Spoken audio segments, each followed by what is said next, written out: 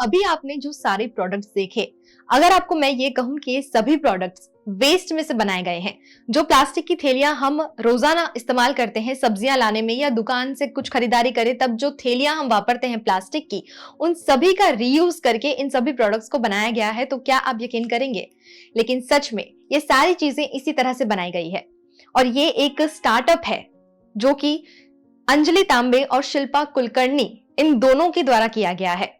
Redo नाम का ये स्टार्टअप बहुत बेहतरीन काम कर रहा है और आज प्रतिभा के इस प्रोग्राम में हम आपको मिलाने जा रहे हैं इन्हीं दो महिलाओं से जो इतना अच्छा काम कर रही हैं।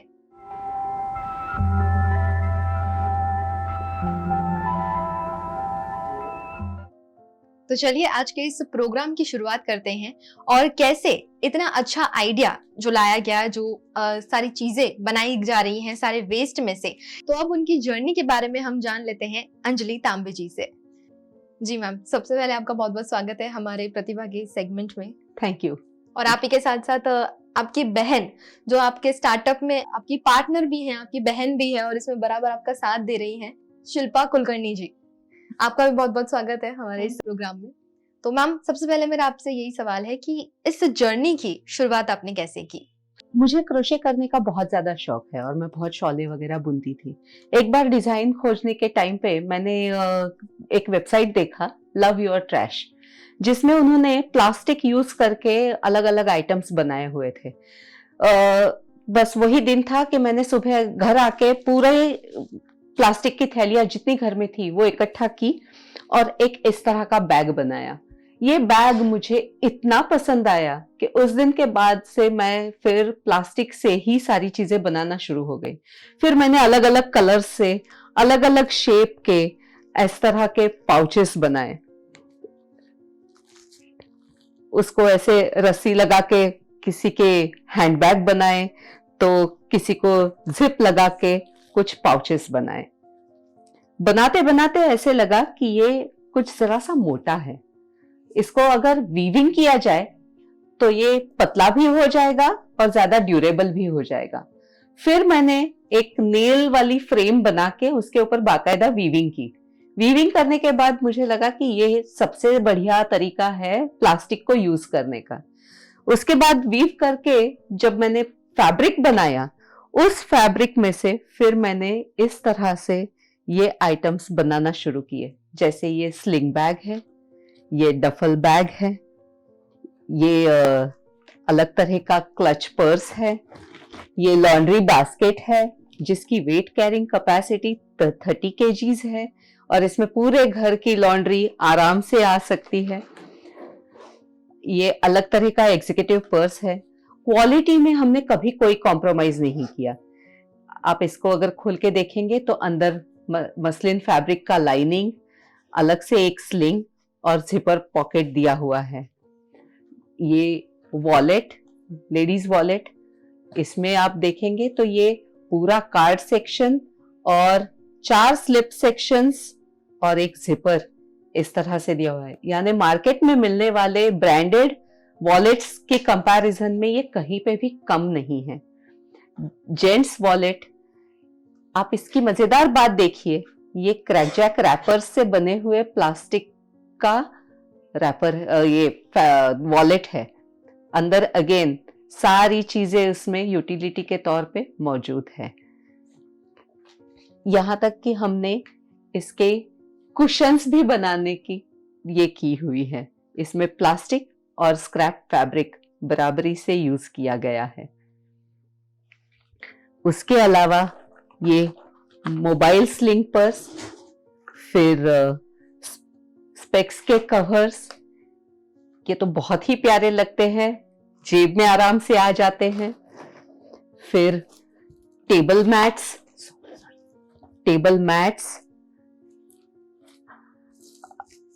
टेबल ट्रे जिसमें आप अचार, चम्मच वगैरह सब कुछ रख के अपने डाइनिंग टेबल पे रख सकते हैं। वेस्ट पेपर बिन और ये बड़ा सा टोट बैग जिसकी weight carrying capacity more than 15 kgs है। इसकी मजेदार बात यह है कि ये तो एक तो क्रैकजैक से बना हुआ है ही, लेकिन इसको आप रिवर्स करके उल्टी तरफ से भी यूज कर सकते हैं। आप देखेंगे तो इसका फैब्रिक जो है हमने इसके आउटर शेल के साथ मैच करता हुआ, जैसे ये ग्लिटर का है, आउटर शेल के साथ मैच करता हुआ ब्लैक और येलो फैब्रिक ही इसमें लगाया हुआ है। इसमें जिपर भी है और स्लिप पॉकेट्स भी है, जिसको अगर आप रिवर्स भी करेंगे तो ये पॉकेट्स तो फिर भी ऑपरेबल रहेंगी। इस तरह से हमारा यहाँ प्रयास है कि बाजार में मिलने वाली सारी चीजें जो भी है उनको हम किसी न किसी तरह से प्लास्टिक का यूज करके बनाएं, ताकि प्लास्टिक को अपना दुश्मन समझने से बेहतर यही होगा कि हम उसको फ्रेंड्स बनाएं, उसको रीयूज करें, उसको अनदर लाइफ दे और उसको लैंडफिल में जाने से रोक ले, जिससे कि हमारा जो प्लैनेट है वो क्लटर फ्री हो जाए। और प्लास्टिक जो कि पेट्रोलियम प्रोडक्ट है, पेट्रोलियम का बाय प्रोडक्ट है, वो तो पैदा होने से नहीं रुकेगा जब तक हम पेट्रोल यूज कर रहे हैं। तो उसको दुश्मन बनाने से अच्छा है दोस्त बनाए और यूज करे, रीयूज करे। जैसे इसका यूज खत्म हो जाएगा, इसको ऐसी जगह दे दे जो कि रोड ब्लॉक्स बनाते हैं या टार में यूज करते हैं। और वो देखने से एकदम से पता भी नहीं चल रहा है कि इसमें प्लास्टिक का इस्तेमाल हुआ है, क्योंकि उसका लुक भी बहुत अच्छा लग रहा है। मेन चीज ये है कि आप जब कैरी करेंगे तो वो उतना खूबसूरत लगेगा भी। और ये इतना अच्छा आइडिया, तो ये एक सवाल तो बनता है कि क्या वजह रही जिससे आपको ये आइडिया आया और कितना वक्त हुआ है आपको ये बिजनेस स्टार्ट करते हुए? हमने ये 2017 से स्टार्ट किया। मैं पहले जॉब करती थी जी। एक दिन लगा कि बहुत हो गया, अब कुछ अपने लिए किया जाए। तो प्लास्टिक अपसाइकल करना वो मेरा एक पैशन था, क्योंकि प्लास्टिक एक बहुत ड्यूरेबल चीज है अगर उसको प्रॉपरली यूज किया जाए। उसकी बनाई हुई आइटम ड्यूरेबल तो है ही, लेकिन आप देख ही रहे हो कितनी कलरफुल है और फैशन में किसी भी तरह से ये पीछे नहीं है। होम डेकोर में इसका हर शेड में आपका डेकोरेशन करने के लिए सामान मिल जाता है। तो वही एक चाह थी हमारी। तो मेरे साथ फिर मेरी सिस्टर भी जुड़ गई और उसके भी अलग अलग आइडियाज लेके और ये करके हमने ये सारे प्रोडक्ट्स बनाए। क्वालिटी कंट्रोल में इसका बहुत बड़ा रोल है। किसी भी चीज को फैशन के तौर पे कैसे होना चाहिए, शिल्पा आप बताइए। क्वालिटी मेंटेन के लिए हमारा शुरू से यही आग्रह रहा है कि बाजार में जो चीजें मशीन मेड मिल रही है ये हम सब हाथ से बना रहे हैं, तो उसकी क्वालिटी भी उसी तरीके से होनी चाहिए। कहीं पे भी मशीन का धागा दिखना नहीं चाहिए, मैचिंग अच्छी तरीके से होना चाहिए, कहीं पे भी सिलाई खुली नहीं होनी चाहिए। जैसे मैं आपको दिखाऊं कि ये खूबसूरत प्लास्टिक से बनी हुई बैग है, ओपन टोट जिसे बोलते हैं। इसके लिए हमने प्योर अजरक का कपड़ा यूज किया है। इसकी लाइनिंग में आप देखेंगे, मैं आपको ये उल्टा करके दिखा रही हूँ। जैसे हम बोलते हैं ये रिवर्सिबल टोट है, तो इसकी सिलाई आपको कहीं पे भी नजर नहीं आएगी, क्योंकि अगर हम इतने प्यार से बना रहे हैं पर खरीदार को भी ये अपील होना चाहिए कि हम इसे क्यों ले, हम प्लास्टिक को अपने घर में क्यों वापस लाए, क्योंकि लोग तो इसको डस्टबिन में डाल रहे हैं पर उनको हमें ये यूज करने के लिए बोलना है।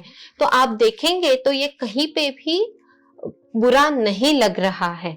तो हम ये बहुत ध्यान रखते हैं कि आइटम 100% बहुत अच्छे तरीके से बने, लोग इसे अप्रिशिएट करें और बाहर इसको यूज भी करें। जैसा अभी आपने देखा कि मैम ने जो बैग बताया जिसे आप दोनों तरफ से यूज कर सकते हैं, चाहे वो गंदा हो जाए या किसी भी रीजन से कि आप चाहते हैं कि अलग अलग डे पर आप अलग अलग तरह से यूज करें, तो वैसे यूज कर सकते हैं।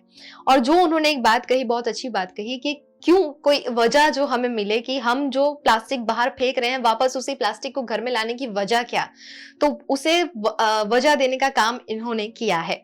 अब मैं ये जानना चाहूंगी कि ये जो सारी चीजें आपने बहुत बेहतरीन तरीके से बनाई हैं, इसमें कोई भी ऐसी खामी निकालना, कोई नुक्स निकालना बहुत मुश्किल है। इतनी परफेक्टली आपने सारी सिलाई, सारी चीजें बहुत अच्छे से डिजाइन करी हुई है। तो क्या आपने ये सारी चीजें सीखी हुई हैं, आप इसी के लिए क्वालिफाइड है? हाँ जी, जैसे आपने बोला कि इसके लिए कुछ स्पेशल ट्रेनिंग ली हुई है क्या, क्योंकि आज हम देख रहे हैं कि फैशन डिजाइन इंस्टीट्यूट है पर पहले के ज़माने में अपना जो घर है ना, वही उसका इंस्टीट्यूट हुआ करता था, क्योंकि घर में ही सब चीज़ें सिखाई जाती थी। जैसे अपना अगर कोई कपड़ा फटा हुआ है तो उसको बहुत खूबसूरती से सिलना है और उस पे एम्ब्रॉयडरी करनी है या कुछ स्टिचिंग का काम है। ये सब बेसिक एजुकेशन है जो घर से ही मिलता है। इसके लिए आपको कहीं बाहर जाने की ज़रूरत नहीं रहती। सो वही चीज़ें यहाँ पे हमने यूज़ की हुई है। जैसे हम क्रोशा भी करते हैं, शटल वर्क भी करते हैं, एम्ब्रॉयडरी भी कर लेते हैं, मशीन का काम भी कर लेते हैं। तो यही चीज़ें हमने इसमें यूज़ की है और बचपन से यही सिखाया गया कि जो भी करना है वो 100% परफेक्ट ही करना है। सो कहीं पे भी आपको ये दिखाई नहीं देखा कि अभी बेचना है, किसी को देना है तो जाने दो ना, चल जाएगा, ऐसे भी प्लास्टिक ही है। नहीं, उसको खूबसूरती हमें ही देनी है। प्लास्टिक भी, उसकी भी कुछ अहमियत है। हर एक चीज को अहमियत तो हमें ही देनी होती है। यही इससे भी आप सीख सकते हैं। अभी शिल्पा मैम ने तो मेरे सवाल का जवाब दे दिया। अब आप भी बताइए कि आपका क्या क्वालिफिकेशन रहा है, क्या आपने ये सारी चीजें सीखी हुई हैं, किस तरह से सीखी और इसमें आगे बढ़ी आप? शिल्पा ने जैसे करेक्टली कहा कि घर ही एक तरह का इंस्टीट्यूट होता है। जी। क्वालिफिकेशन से तो मैं इलेक्ट्रिकल इंजीनियर हूँ और 30 इयर्स का मेरा इंडस्ट्री एक्सपीरियंस है। लेकिन ये जो बचपन में सीखी हुई चीजें थी, जैसे सिलाई, कढ़ाई और एम्ब्रॉयडरी, और वो भी सारी चीजें बहुत परफेक्शन से करना, यही चीजें मुझे ये काम मैंने जब शुरू किया तब काम आई। आप पढ़ाई करते हो, इंजीनियरिंग करते हो, कॉमन सेंस तो आपकी बढ़ती ही है, बढ़ी हुई है। वही चीज सारी हमने अपने बिजनेस में अप्लाई की, जो हम ऑफिस में अपने कस्टमर्स के लिए अप्लाई करते थे, परफेक्शन, टाइम बाउंड शेड्यूल रखना, सेम सारी चीजें हमने अपने प्रोफेशन के लिए भी अपना ली। और कहीं पे भी हमारे को ऐसे नहीं हुआ कि हम कभी शेड्यूल मिस कर गए हो या कभी क्वालिटी में इशू आया हो, बिल्कुल नहीं। कस्टमर इज किंग वहां भी बोलते थे, कस्टमर इज किंग यहाँ पर भी बोलते हैं। एंड 3R पे हम काम करते हैं, रिड्यूस, रिसाइकल, रीयूज। इसीलिए आप आपके स्टार्टअप का नाम ही रीडू रखा हुआ है। Okay, yes. ठीक है, अब मेरा एक आखिरी सवाल रहेगा आप दोनों से कि जो सारे प्लास्टिक्स आप रीयूज कर रहे हैं, रिसाइकल कर रहे हैं, इस प्लास्टिक को आपके पास तक ये प्लास्टिक कैसे आता है? किस तरह से आप मैनेज करती है इन प्लास्टिक्स को इकट्ठा करने में? उसके बाद में ये जो प्रोसेस शुरू होती है वो सारी किस तरह से होती है? हमारे जितने भी सर्कल में हम बाकायदा सबको ट्रेनिंग देते हैं। ट्रेनिंग इन द सेंस कि बताते हैं। बाय नाउ सबको पता है कि हम लोग प्लास्टिक अपसाइकल कर रहे हैं, तो सबको ही हमारे को पूछते हैं कि हमारे पास काफी सारा प्लास्टिक इकट्ठा हुआ है, क्या हम भेज दें आपके लिए, क्या हम ऐसे करें? और हम उनको बताते हैं कि देखिए, आप प्लास्टिक भेजिए, लेकिन इसको सबसे पहले सेग्रीगेट कैसे करना है वो सीखिए। जो सामान आप लेके आए हो, देखिए वो गीला सामान तो नहीं है। अगर गीला सामान है तो वो प्लास्टिक अलग रखिए, सूखा सामान वाली प्लास्टिक की थैली जो है वो अलग रखिए। उसको क्लीन करने में ज्यादा वेस्टेज नहीं होगा, पानी नहीं जाएगा। जो गीला सामान है उसको अगर प्लास्टिक आपने धो के सुखा के रखा हुआ है तो ऐसा सामान, ऐसा प्लास्टिक आप अलग से इकट्ठा करके दीजिए। तो इस तरह से सबके यहाँ से प्लास्टिक इकट्ठा होके हम यहाँ लेके आते हैं और फिर उसको बाकी प्रोसेस करते हैं। अलग अलग जगह पे भी हमने ऐसे इस तरह से लोगों को एजुकेट करके उसको किस तरह से प्रोसेस करना है वो बता दिया है। यहाँ तक कि हमारे पास देहरादून से भी प्लास्टिक आता है। जो भी जानकारी वाला है हमारा और जो चाहता है कि प्लास्टिक को बचाना है लैंडफिल में से जाने से, वो हमारे को सारे लोग सपोर्ट करते हैं। तो अभी हमने आपको जो रेडी मटेरियल है उसकी पूरी झलक दिखा दी, उनकी जर्नी के बारे में जानकारी दे दी और साथ ही ये सारा प्रोसेस किस तरह से होता है, किस तरह से सारी चीजें रेडी की जाती हैं, उसके बारे में उन्होंने हमें जानकारी तो दे दी। अब हम आपको उसकी एक झलक दिखा देते हैं कि किस तरह से ये यहाँ पर काम करते हैं, किस तरह से जो है एक प्रोडक्ट को बनाने में पूरी मेहनत लगती है, उसकी भी पूरी जानकारी आपको दे देते हैं।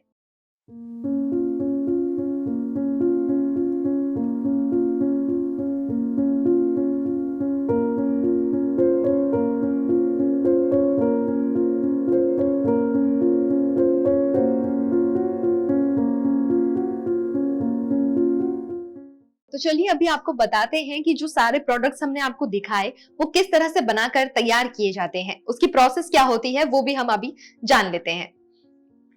जी मैम, किस तरह से बनता है, सबसे पहले क्या करना होता है वो बताइए। ये जैसे आप देख रहे हैं कि ये प्लास्टिक है, जो कि एक फेंका हुआ प्लास्टिक है, इसका कोई ये, अब इस प्लास्टिक को हम इस तरह से काट लेते हैं, 1-1 इंच के स्ट्रिप्स को काट के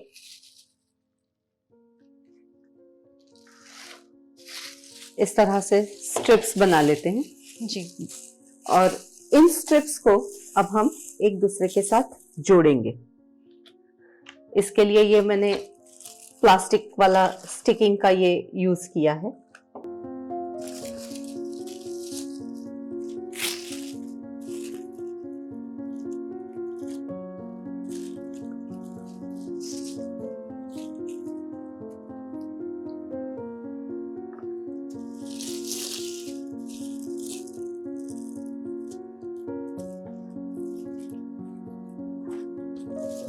इसको जोड़ के ये इस तरह से लंबा धागा बना के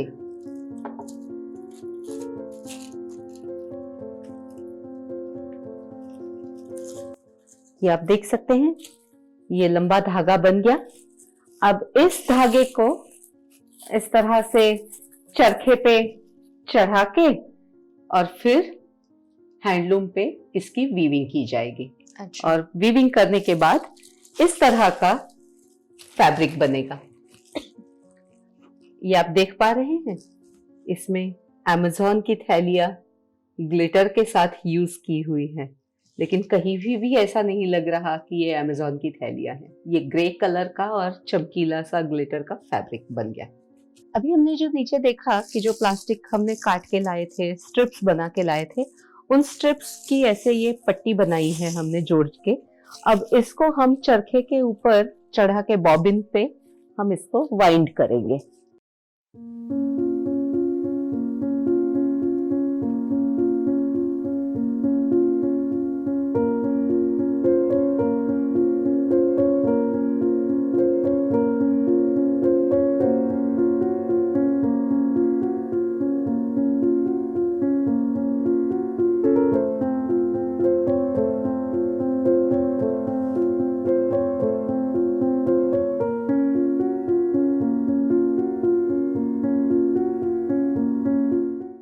हम इसको इस तरह से शटल में डालेंगे और शटल में से फिर ये धागा इस शटल से बाहर निकालेंगे और बाहर निकाल के फिर हम उसको इसमें से वीविंग करेंगे। अब कई बार ऐसे होता है कि ये प्लास्टिक मोटा है तो हम इस शटल का यूज करते हैं, जैसे अभी मैंने इसके ऊपर ही ये बाइंड किया हुआ है, तो उस केस में प्लास्टिक का ये कार्डबोर्ड का शटल बना के हम इसको ड्रॉ करने के लिए यूज करते हैं। अभी जो आपने देखा वीविंग किया, वो वीविंग होने के बाद जो कपड़ा निकल आता है वो इस तरह से दिखता है। ये फैब्रिक है अपनी झबला थैली, वेजिटेबल बैग्स जो होते हैं वो, और MLP यानी inner side of food rappers, तो उससे हम ये फैब्रिक ऐसे ग्लिटर वाला बनाते हैं। ये है जो सारा अलग अलग कलर की झबला थैली में से ही बना हुआ फैब्रिक है। अब ये एक बार फैब्रिक बन जाता है, फिर इस फैब्रिक से हम अलग अलग आइटम्स बनाते हैं, जैसे बैग्स बनाई, वॉलेट्स बनाए, पाउचेस अलग अलग शेप के, table mat, laundry baskets, waste paper bins and so on so forth. अलग अलग कलर की झबला थैली और फूड रैपर्स, इनको मिला के ये ऐसे डिफरेंट कलर्स के, कलर कॉम्बिनेशंस के फैब्रिक्स हम बनाते हैं, जो अलग अलग आइटम्स बनाने के लिए हम यूज करते हैं। तो आज हमने हमारी प्रतिभा के इस प्रोग्राम में आपको दिखाई एक खास कहानी, जहां पर जो वेस्ट हम फेंक देते हैं उसे किस तरह से एक खूबसूरत प्रोडक्ट के रूप में आपके सामने लाया जा रहा है। वडोदरा में ये बहुत अच्छा काम हो रहा है, जिस पर लोगों की जल्दी नजर नहीं पड़ी है, जिस पर लोगों का ज्यादा ध्यान नहीं गया है। हमारी ये कोशिश रही है प्रतिभा के इस सेगमेंट से कि आप सभी का इस पर ध्यान जाए और आप उनके इस अच्छे काम में उनकी मदद करें। अगर आप भी चाहते हैं कि आपके आसपास जो प्लास्टिक वेस्ट होता है उसका इस तरह से रीयूज हो, तो आप इन लोगों से कांटेक्ट कर सकते हैं और आप इन तक वो सारे प्लास्टिक पहुंचा सकते हैं। अगर आपको आज का ये सेगमेंट पसंद आया तो इसे ज्यादा से ज्यादा लाइक, शेयर कीजिए, कमेंट कीजिए और हमारे चैनल को सब्सक्राइब कीजिए।